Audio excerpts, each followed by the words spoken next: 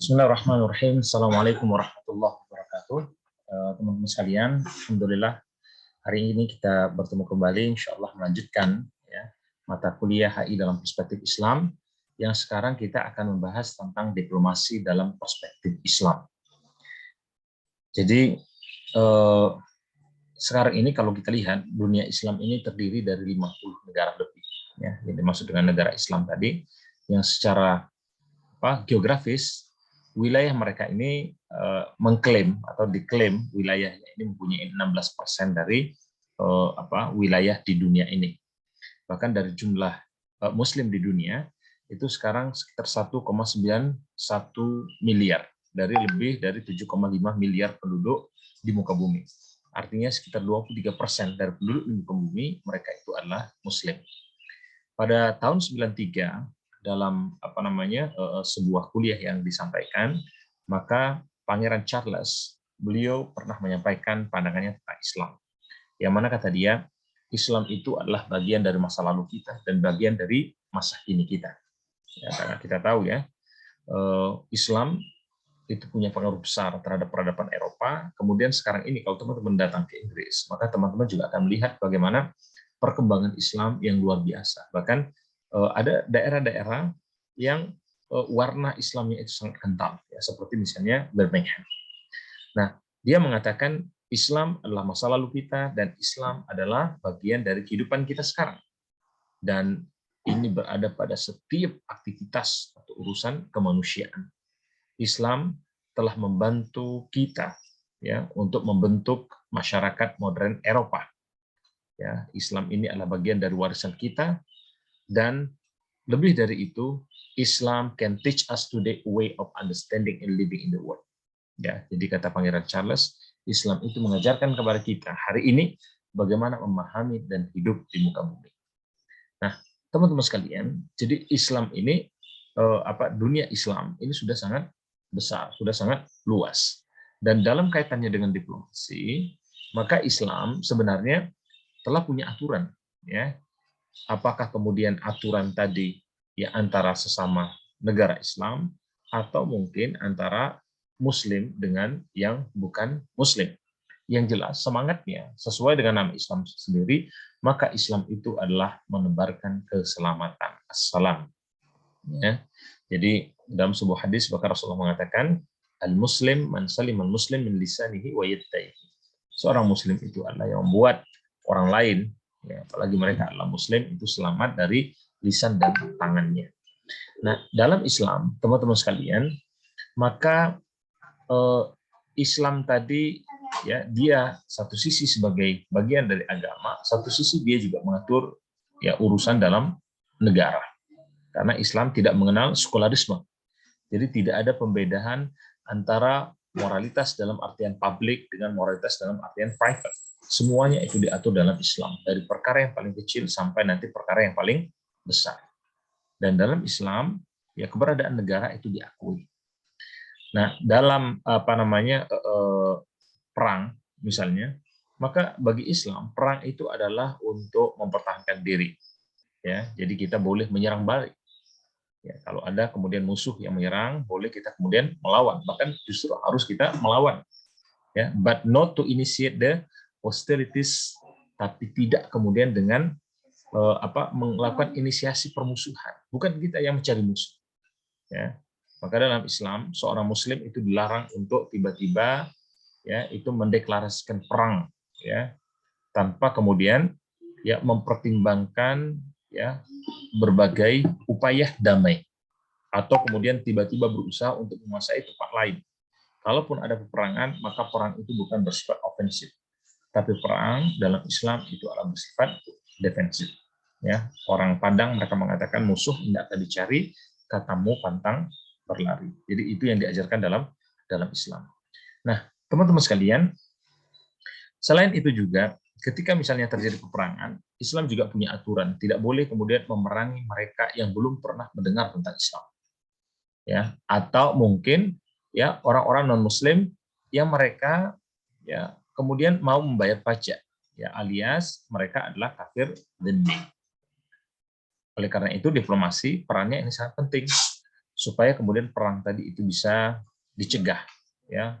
Atau kalaupun terjadi peperangan, misalnya ada diplomasi pasca perang, supaya akibat negatif dari peperangan itu tidak kemudian bertambah, ya. Akibat negatifnya itu bisa diminimalisir.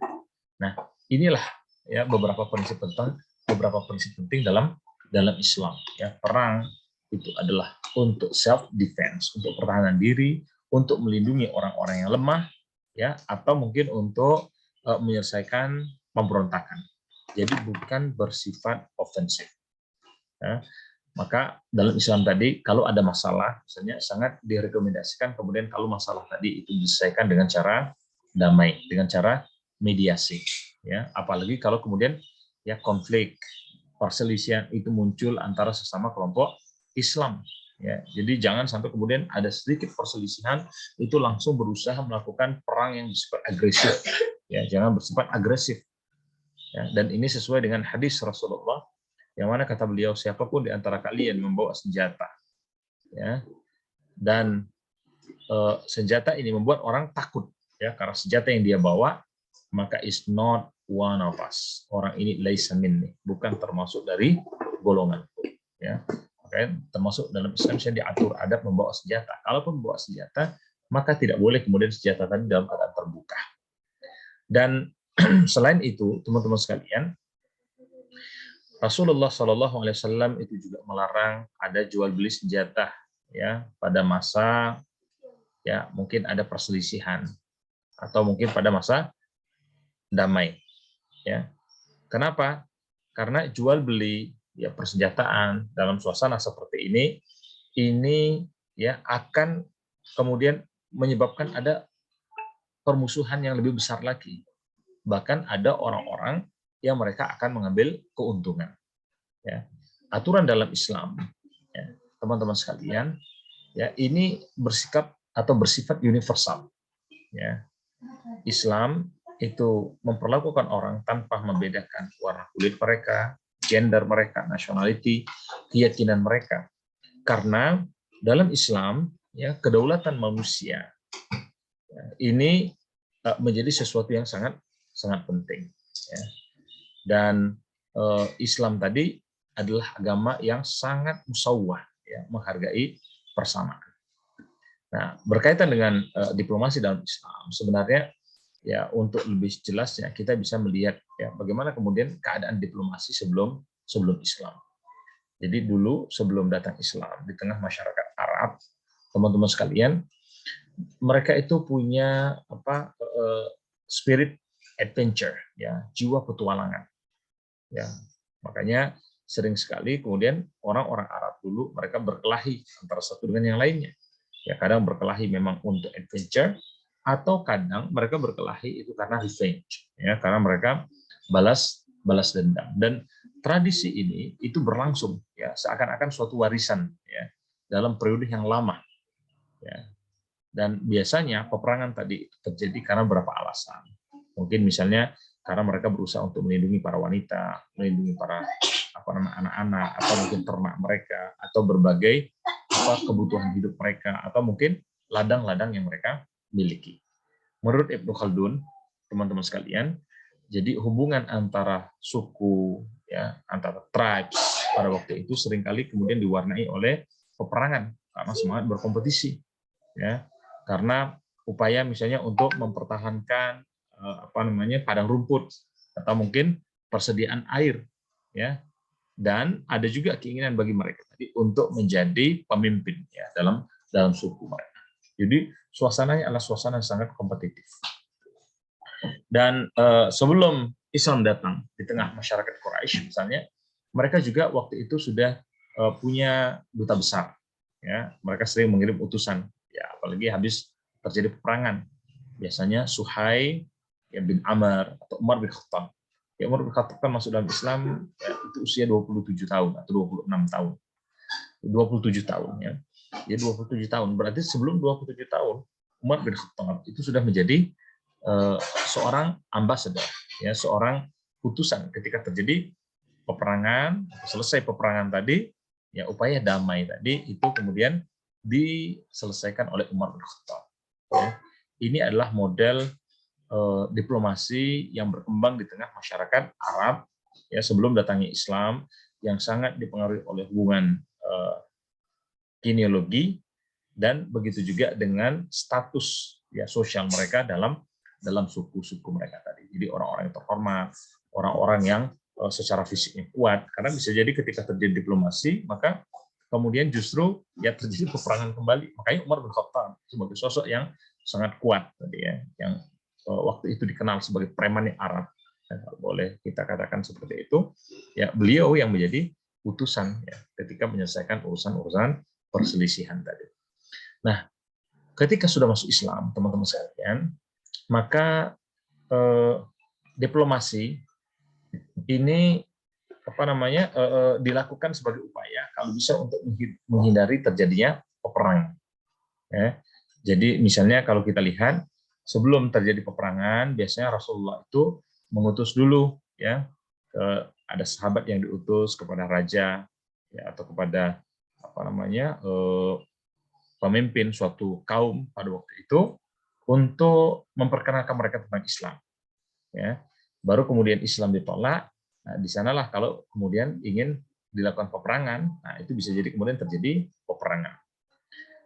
Atau juga kalau kita lihat saat itu sering sekali juga terjadi pertukaran tawanan ya ketika terjadi peperangan. Jadi sebelum perang itu dilakukan yang disebut dengan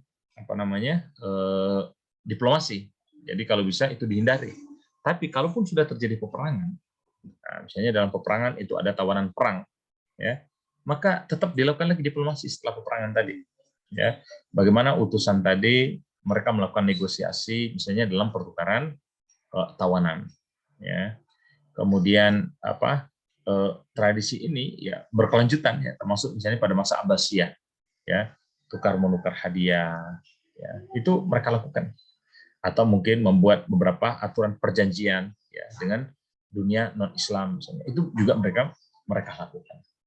Nah, teman-teman sekalian, maka dari sini kita melihat bahwa utusan yang dikirim oleh Rasulullah SAW waktu itu, ya tujuannya pertama bersifat religius untuk mengajarkan tentang Islam, kemudian juga punya tujuan yang sifatnya politik.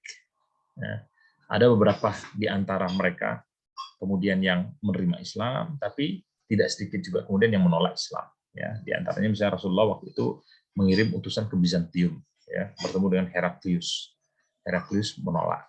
Dikirim ke Parsi, Parsi menolak. Dikirim ke Mesir, nah, Mesir menerima. Termasuk Ethiopia. Ya, kalau Ethiopia ketika terjadi hijrah yang pertama, ya, itu sahabat-sahabat itu melakukan hijrahnya itu ke Ethiopia. Rajanya masuk ke dalam Islam, tapi kemudian ya penduduknya itu tidak masuk ke dalam Islam. Ya, itu yang terjadi. Dan berdasarkan beberapa pandangan dari pengamat sejarah, teman-teman sekalian, maka Ethiopia, ya, atau begitu juga dengan Raja Mesir, ya mereka menerima Islam. Ya, sementara Bizantium mereka menolak Islam, ya, Heraklius tadi. Begitu juga dengan Persia, Raja Persia. Maka Raja Persia waktu itu suratnya Rasulullah itu dirobek. Ya, ketika Rasulullah mendengar berita bahwa surat dari beliau itu dirobek, maka Rasulullah itu mendoakan kehancuran untuk kerajaan Persia. Ya. Di Abbasiyah, ya, Negus, ya, maka Rasulullah juga mengutus sepupunya Ja'far, ya. Kemudian Sa'ad bin Abi Waqqas itu dikirim ke Cina. Jadi pada masa Rasulullah sudah mengirim ya beberapa sahabat itu untuk tersebar ke berbagai negara, bahkan termasuk ke Cina. Mu'adz bin Jabal itu dikirim ke Yaman. Nah, karena apa? Karena spirit dalam Islam, teman-teman sekalian, diplomasi ini adalah spirit dakwah. Ya, tadi jadi ada tujuan religius. Jadi ini yang membuat kenapa kemudian Rasulullah ini ya, digambarkan sebagai sosok ya yang ideal ya dalam membangun sistem diplomasi. Bahkan beliau sendiri itu bukan cuma kemudian mengajarkan kepada para sahabat bagaimana menjadi diplomat yang handal. Beliau Shallallahu Alaihi Wasallam dalam beberapa kasus, termasuk sebelum beliau diangkat menjadi nabi, itu sudah menunjukkan ya kehandalan beliau Shallallahu Alaihi Wasallam itu sebagai seorang diplomat. Ya, misalnya Kalau kita lihat bagaimana peristiwa terjadinya perselisihan antara orang-orang Quraisy ya ketika waktu itu ingin mendirikan kembali Ka'bah, ya Ka'bah yang rusak karena banjir. Ternyata mereka itu berebut ya siapa kemudian yang akan meletakkan Hajar Aswad. Ternyata mereka menyepakati bahwa Rasulullah itu kemudian yang menyelesaikan perselisihan mereka. Jadi siapa yang pertama datang ke Masjidil Haram, maka dialah kemudian yang berhak untuk menentukan. Dan Rasulullah tidak kemudian menunjuk ya hanya untuk salah satu kaum saja, salah satu kabilah saja. Tapi beliau kemudian membentangkan sorban, kemudian memanggil beberapa ketua dari suku-suku tadi supaya masing-masing itu memegang sorban tadi dan Hajar Aswad itu diletakkan di atas sorban sehingga tidak ada satu orang pun yang merasa dominan terhadap yang lainnya dan perselisihan itu akhirnya bisa diselesaikan. Nah, teman-teman sekalian, maka dari sini kita melihat bahwa memang Rasulullah ini adalah sosok yang ideal, yang jarang mungkin ya para diplomat itu yang punya kualitas ya seperti halnya beliau. Dan beliau Shallallahu Alaihi Wasallam bahkan sosok diplomat yang tidak gila dengan dunia. Ya. Jadi ketika beliau misalnya membawa ajaran Islam tadi, maka ya, berbagai tantangan itu muncul dari kaum Quraisy. Ya, mereka berusaha untuk membuat Rasulullah ini berhenti dari dakwahnya. Mereka bernegosiasi dengan Rasulullah. Ya, mereka berpikir waktu itu, wah kalau kata mereka kita akan bisa beli ini Muhammad. Ya, mereka tawarkan uang, mereka tawarkan penghargaan, mereka tawarkan untuk menjadi pemimpin, mereka tawarkan untuk menjadi raja mereka, atau bahkan wanita, atau apapun yang Rasulullah inginkan, maka mereka akan siap. Bahkan tidak hanya itu, ya, orang-orang Quraisy pun waktu itu melakukan lobby terhadap paman beliau, yaitu Abu Talib. Sampai ya kisah yang sangat terkenal, ketika Abu Talib menyampaikan kepada Nabi Muhammad bahwa orang Quraisy itu ingin begini dan begini, maka Rasulullah mengatakan, wahai paman, kalau saja kemudian matahari itu diletakkan di tangan kananku dan rembulan diletakkan di tangan kiriku supaya aku berhenti dalam dakwah, maka sekali-kali aku tidak akan berhenti untuk dakwah tadi. Nah, semangat inilah yang kemudian membuat ya orang Quraisy akhirnya mereka ya berpikir ingin membunuh Nabi Muhammad SAW. Begitu juga dengan para sahabat. Ya kita tahu ya di awal-awal Islam itu banyak sekali tantangan yang dilakukan, penyiksaan yang dilakukan oleh orang-orang ya, pembesar dari orang-orang Quraisy karena memang yang masuk dalam Islam waktu itu banyak di antara orang-orang yang lemah, ya para budak misalnya. Termasuk ya kan kisah yang sangat terkenal adalah bagaimana Bilal bin Rabah ya yang beliau diseret di gurun pasir ya sampai kemudian dibebaskan oleh Abu Bakar As-Siddiq. Kemudian Sumayyah yang akhirnya dibunuh ya keluarganya Yasir. Tapi Rasulullah waktu itu karena masih sedikit, masih kurang ya kekuatannya, hanya bisa mengatakan ya ahla Yasir, wahai keluarganya Yasir, isbiru, bersabarlah kalian, ya, walakumul jannah, bagimu insyaallah sudah disiapkan surga. Siksaan demi siksaan, penolakan yang dilakukan oleh orang-orang Quraisy ini membuat Rasulullah kemudian berpikir, oh gimana caranya ya mencari jalan supaya Islam ini tetap berkembang. Dan ini sosok atau ini pemikiran yang harus dimiliki oleh seorang diplomat. Dalam keadaan sulit seperti apapun, dia harus berusaha untuk mencari solusi terbaik. Maka Rasulullah akhirnya memutuskan untuk pergi ke Taif. Ya, beliau menemui pemimpin Taif ya, untuk meyakinkan bahwa ini adalah ajaran Islam, supaya kemudian mereka tadi mendapatkan hidayah dan petunjuk. Tapi yang kita ketahui, ternyata justru beliau ini ditolak. Ya, beliau dilempari. Ya, dalam kisah itu Rasulullah pun itu sampai kemudian ya diusir dari Taif. Jadi dan beliau beristirahat di satu kebun korma, maka saat itu malaikat Jabal, malaikat gunung itu datang. Ya, mulai didatangi oleh malaikat Jibril. Malaikat Jibril mengatakan akan datang kepada engkau malaikat Jabal. Kemudian malaikat Jabal pun dan malaikat gunung pun mengatakan sesungguhnya Allah telah mendengarkan ucapan dari kaum engkau terhadap engkau dan Allah sekali-kali tidak menolak engkau wahai Muhammad dan Allah kirimkan aku kepada engkau untuk engkau perintahkan apa yang engkau mau. Kalau engkau mau maka niscaya aku akan bisa menggabungkan dua gunung ini sehingga menghancurkan orang-orang Taif. Coba bayangkan Rasulullah itu mendapat backing itu dari malaikat. Ya. Tapi Rasulullah SAW, ya, karena targetnya jelas, sasarannya adalah dakwah, bukan dendam, bukan kebencian. Maka kata beliau, bal arju Tapi yang aku harapkan adalah ayyukhrijullahu ya min aslabihim, yaitu Allah akan mengeluarkan dari tulang-tulang sulbi mereka may ya'budullah wa la yusyriku bihi syai'an, yaitu orang-orang yang akan menyembah Allah dan tidak mensekutukan Allah dengan sesuatu apapun. Maka kata Nabi Muhammad, aku tidak ingin kemudian mereka dihancurkan. Ya, siapa tahu nanti akan ada kemudian dari anak keturunan mereka justru orang-orang yang menyembah Allah. Ya, mereka orang-orang yang tidak mensekutukan Allah. Ini menunjukkan bahwa Rasulullah SAW tidak berdendam dan beliau berpikir itu jauh ke depan. Ya, orientasi seorang diplomat, orientasi seorang pemimpin adalah berpikir yang jauh ke depan. Ya, dan kita tahu bagaimana kemudian Taif, ya, yang akhirnya mereka ya bahkan sekarang ini ya menjadi salah satu pusat ya tradisi Islam, pusat lahirnya para ulama-ulama Islam. Nah, teman-teman sekalian, jadi di Mekah itu ditolak, di Taif ditolak, bahkan orang-orang Quraisy mereka sudah berpikir, sudah kita bunuh saja ini Muhammad, kata mereka. Maka Rasul SAW ya atas wahyu dari Allah memutuskan untuk meninggalkan Mekah dan pindah ke Madinah. Ya, jadi pada waktu itu usia beliau 53 tahun, ya.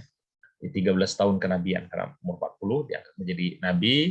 Kemudian umur 13 tahun di sana ternyata Islam tidak cukup berkembang, ya. Tapi kita lihat bagaimana jiwa diplomatnya Rasulullah. Sebelum kemudian Rasulullah itu berangkat, ya, maka terlebih dahulu Rasulullah itu mengirim sahabat yang bernama Mus'ab bin Umayyah, ya. Jadi beliau kirim itu untuk kemudian ya memperkenalkan Islam kepada orang-orang Madinah, untuk mengajarkan Islam kepada orang-orang Madinah, ya.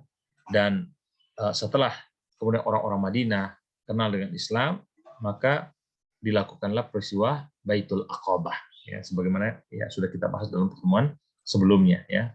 Dan ada perjanjian bagaimana orang-orang Madinah, baik mereka dari orang yang sudah masuk dalam Islam, bahkan termasuk orang-orang Yahudi, ya, mereka pun siap kemudian untuk menjamin keamanan Rasulullah, ya, dan mereka akan menjadikan Rasulullah sebagai pemimpin mereka.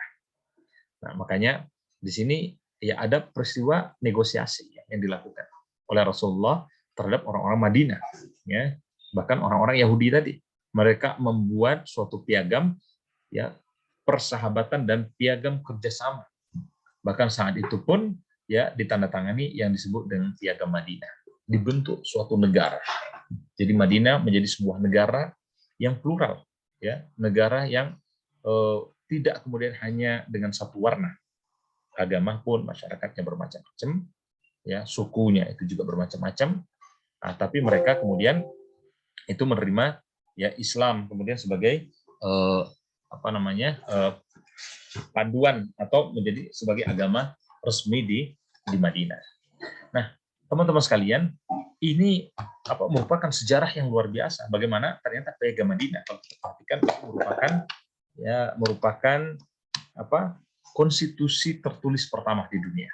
Ya, bahkan kesepakatan yang dibuat ini ya mendahului berapa belas abad, ya, 13 abad dibandingkan dengan yang dipikirkan oleh orang-orang dunia modern ketika mereka membentuk misalnya League of Nations atau United Nations seperti sekarang ini.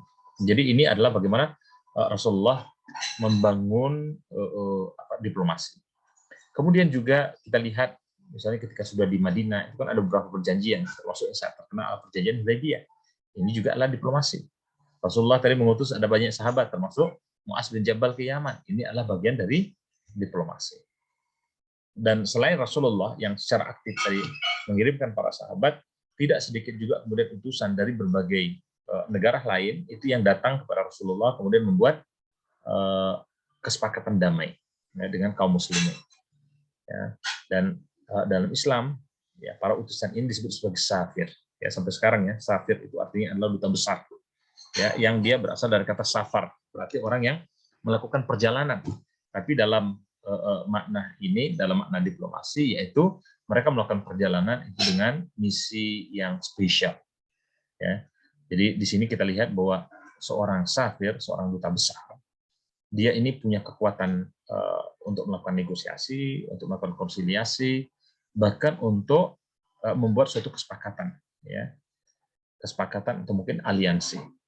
Nah, teman-teman sekalian, utusan ini mereka membawa surat resmi, ya, dari kepala negara mereka kepada negara yang dituju. Jadi kalau Rasulullah kirim utusan, maka ini atas nama Rasulullah itu dibawa kepada negara yang pimpinan negara yang dituju. Atau begitu juga yang lain, pimpinannya kemudian di negara mereka, ya, ada utusan yang bawa, maka diberikan kepada Rasulullah Shallallahu Alaihi Wasallam. Ya. Jadi pesan, ya, antara keduanya tadi, teman-teman sekalian, itu kadang disampaikan secara verbal, ya, atau ya maksudnya dijelaskan lagi itu secara verbal, ya, mungkin ada statement-statement yang mereka sampaikan, yang jelas semuanya itu adalah punya misi. Nah, dalam Islam, teman-teman sekalian, kalau kita lihat juga Rasulullah SAW itu mengajarkan kalau diplomat atau utusan tadi itu mereka punya yang disebut dengan kekebalan. Jadi mereka tadi, ya, ketika diutus ke negara akreditasi tempat mereka akan bekerja tadi, maka mereka itu harus dihargai. Bahkan hukum yang berlaku bukan pada hukum negara yang diakreditasi. Ya.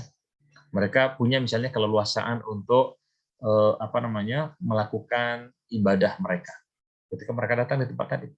Termasuk ada orang bukan Islam datang ke Madinah pada waktu itu, maka mereka juga bisa melakukan ibadah. Ya. Mereka punya hak dalam beragama. Ya. Dan ini adalah hak spesial yang dimiliki oleh seorang diplomat. Ya, bahkan beberapa hak tadi tidak dimiliki oleh pemimpin suatu negara. Ya, immunity, ya, hak kekebalan tidak dimiliki oleh pemimpin negara. Jadi misalnya seorang utusan, dia tidak boleh ditangkap, ya, dia tidak boleh ditahan. Ya. Dalam suatu kasus misalnya utusan dari Nabi Muhammad SAW, ya, pada waktu dalam suatu kasus kan Nabi Muhammad itu pernah menangkap ada utusan dari Mekah, ya. Maka apa? Kenapa itu ditangkap? Ternyata waktu itu memang ada orang Muslim yang ditangkap. Nah, itu baru kemudian artinya aturan itu lepas. Sekarang ada orang yang ditangkap, orang Muslim yang ditangkap dalam perjanjian Hudaybiyah, maka Rasulullah pun juga menangkap orang Mekah. Nah, ini dibolehkan. Berarti maknanya adalah membalas. Tapi bukan dendam, ya, tidak boleh berlebihan, tidak boleh sesuatu yang lebih. Tapi ketika orang Muslim tadi itu kemudian dikembalikan oleh orang Quraisy itu dalam keadaan aman, maka tahanan dari Rasulullah, ya, tahanan orang Mekah itu juga dilepas oleh Rasulullah Shallallahu Alaihi Wasallam. Nah, jadi itu yang dilakukan. Nah, sebenarnya yang punya privilege dalam Islam ini bukan hanya sekedar diplomat, ya. Dalam artian misalnya ada beberapa adab yang diperhatikan karena dalam Islam terhadap non Muslim sekalipun itu ada adab-adab khusus, ya. Jadi musta'min, mereka orang-orang yang aman, mereka bukan orang yang datang ke negeri Muslim dalam keadaan untuk berperang, misalnya para pedagang, para utusan, para pelajar, ya, atau mereka bahkan yang tinggal di negara Muslim itu kurang dari 1 tahun dan mereka secara legal tadi itu dilindungi, ya, dalam otoritas wilayah Muslim. Jadi mereka punya beberapa privilege, ya. Misalnya teman-teman sekalian, ya, individu-individu ini boleh masuk mereka ke dalam teritori, ya, umat Islam, wilayah Islam itu tanpa ada kontrak perdamaian, ya. Yang jelas bahwa dia tidak boleh melakukan pelanggaran terhadap aturan atau hukum, ya, karena ada hukum Islam yang diterapkan tadi. Dia melaksanakan kewajibannya dan dia tidak melanggar aturan atau hukum. Maka orang seperti ini mereka bisa menikmati hak mereka untuk berpindah dari suatu tempat ke tempat lain di wilayah Muslim tadi, bahkan kembali ke negara mereka itu sewaktu-waktu sesuai dengan apa yang mereka inginkan, ya. Jadi mereka tadi boleh bahkan ingin tinggal di sana lebih lama dari 1 tahun tadi, itu juga boleh. Tapi kalau kemudian diketahui mereka ini merupakan bagian dari spionase atau coba memata-matai umat Islam, maka mereka pun akan dideportasi. Ya. Nah, dan mereka, teman-teman sekalian, meskipun berada di wilayah Muslim, kemudian mereka terbebas dari segala kewajiban yang itu diberikan kepada orang Muslim. Jadi tidak perlu kemudian mereka bisa membayar zakat, tidak perlu mereka melaksanakan sholat, atau bahkan dalam keadaan perang mereka pun juga tidak diwajibkan untuk perang. Sementara harta mereka, properti yang mereka miliki itu semuanya dilindungi. Ya, mereka punya kebebasan untuk menjalankan ajaran atau keyakinan yang mereka miliki. Ya, dan mereka tidak boleh dibunuh, mereka tidak boleh ditangkap, mereka tidak boleh dikuasai, dan mereka punya hak ya untuk mengatur uang mereka, mengatur properti mereka, ya, atau keadaan yang sejenis ini. Jadi itu prinsip yang diajarkan oleh Rasulullah Shallallahu Alaihi Wasallam. Nah, dalam beberapa kasus memang ada orang yang disebut dengan persona non grata, ya. Jadi persona non grata ini artinya orang yang tidak disenangi. Ya. Jadi idealnya teman-teman sekalian, ketika seorang utusan datang, maka mereka itu disambut dengan suatu seremonial. Ya, begitu juga ketika mereka selesai, nanti juga akan ada seremonial juga. Ya, ada acara sambutan, ada acara perpisahan. Tapi ada kondisi-kondisi di mana kemudian bahkan ya utusan tadi harus diusir, atau utusan tadi bahkan ketika masuk pun itu tidak diterima. Ya, jadi ini di antara yang dituntunkan oleh Rasulullah. Nah, ada satu kisah. Ini mungkin kita perlu cek lagi ya. Saya belum baca secara detail yang tadi. Itu berkaitan dengan penunjukan Wahsy. Ya, Wahsy yang dia merupakan seorang budak dari Abbasiyah, kemudian menjadi ambasador. Ini tidak salah 631 Hijriah, berarti 1 tahun sebelum kematian atau sebelum wafatnya Rasulullah Sallallahu Alaihi Wasallam. Ya, jadi Masya Allah ya. Ini saya kira peristiwa yang luar biasa, teman-teman. Rasulullah itu ya sempat marahnya itu luar biasa dengan Wahsy ini. Karena Wahsy ini dalam perang Uhud, ya, kan perang Uhud kan kita tahu ya, perang yang luar biasa ya. Ada 70-an orang di antara para sahabat itu yang terbunuh. Ya, 70-an maksudnya yang penghafal Al-Qur'an. Bahkan termasuk salah satu yang terbunuh itu adalah pamannya Rasulullah SAW, yaitu paman Hamzah bin Abdul Muttalib. Dan yang membunuhnya itu adalah Wahsy. Ya, Wahsy ini adalah seorang budak. Ya, bahkan dikisahkan paman Hamzah tadi itu dibunuh, dibelah jantung, dibelah dadanya, kemudian dimakan jantungnya. Nah, teman-teman sekalian, ketika kita tahu ya, ketika Wahsy masuk ke dalam Islam, Rasulullah pun yang menerima, tapi Rasulullah itu tidak bisa kemudian banyak mengucapkan kata-kata apa. Tapi setelah berlalu beberapa waktu, nah beliau pun bahkan tetap ya memilih Wahsy, ini 1 tahun sebelum beliau wafat, itu sebagai utusan beliau untuk menjadi duta besar di Taif. Jadi kita bisa bayangkan, ya. Tapi tidak semua orang kemudian senang. Ya, para sahabat, ya, orang-orang Taif pun mereka bahkan masih ada yang yang mereka ini ada perasaan penolakan, ya. Mereka tidak rela, gitu ya, dengan Wahsy tadi. Jadi masih ada yang memandang, wah Wahsy ini kan pembunuhnya paman Rasulullah. Dan itu betul-betul membekas dalam diri Wahsy. Ya, Wahsy merasakan dia ini punya dosa yang sangat besar. Ya, punya dosa yang sangat besar, sampai kemudian ada satu tekad yang dia janjikan dalam dirinya.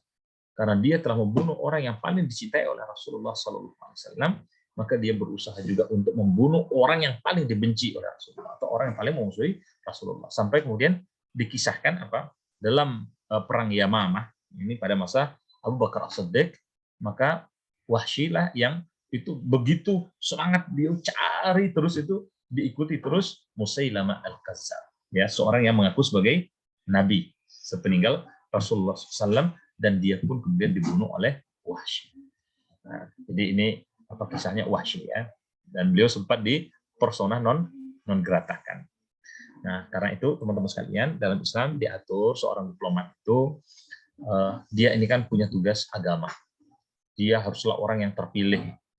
Dia adalah orang yang punya pengetahuan yang bagus ya tentang agama, kemudian tentang kondisi masyarakat yang akan diutus, secara fisik juga harus menjadi orang yang kuat, begitu juga tampilannya harus good looking, ya. Dan apa namanya, mereka ini ya punya misi yang besar, jadi akhlak, adabnya itu akan sangat diperhatikan, ya. Karena hakikatnya sebenarnya ambassador tadi, mereka juga sebagai spionase, ya. Mereka juga kan mencari informasi tentang negara di mana mereka ditempatkan selain membangun diplomasi, teman-teman sekalian. Maka dalam keadaan seperti ini, dalam Islam dilarang seorang diplomat itu kemudian menjadi orang yang suka minum-minum, ya, suka mabuk. Ya, bahkan mereka juga harus jaga jarak itu dengan wanita. Kenapa? Karena dalam dunia diplomasi, nah ini seringkali kemudian muncul, ya, minum, mabuk itu menjadi sarana kemudian untuk mendekatkan. Tapi di sana kemudian rahasia-rahasia negara itu bisa bocor. Atau termasuk juga melalui wanita. Ya, karena itu Islam melarang ini, ya, dalam diplomasi, bahkan sebenarnya dalam berbagai aspek, karena bagaimana jeleknya urusan mabuk-mabukan, atau begitu juga dengan urusan apa namanya, dengan lawan jenis. Maka ya di sini kelihatan, ya, artinya seorang diplomat harus punya kualitas yang luar biasa untuk melakukan kegiatan diplomasi. Dia harus bisa menjadi katalis, ya, untuk menilai apa namanya, perkembangan yang ada berkaitan dengan hubungan terhadap negara tempat kita berdiplomasi, karena di sana kemudian keputusan dari negara kita, ya, sebagai apa namanya, suatu negara dalam bersikap terhadap negara tempat kita berdiplomasi tadi. Maka dia harus menjadi orang yang fluent, ya, orang yang apa namanya, komunikasinya bagus, orang yang berpikir taktis, orang yang insightful, yang perspektif, ya, bisa melihat apa namanya, suatu fenomena itu dengan cepat, ya, bisa kemudian mengembangkannya itu dengan cara yang luas, good looking, dan tentu punya integritas, ya, sebagai personal yang bagus. Nah, dan tradisi ini kemudian juga diteruskan dalam Islam.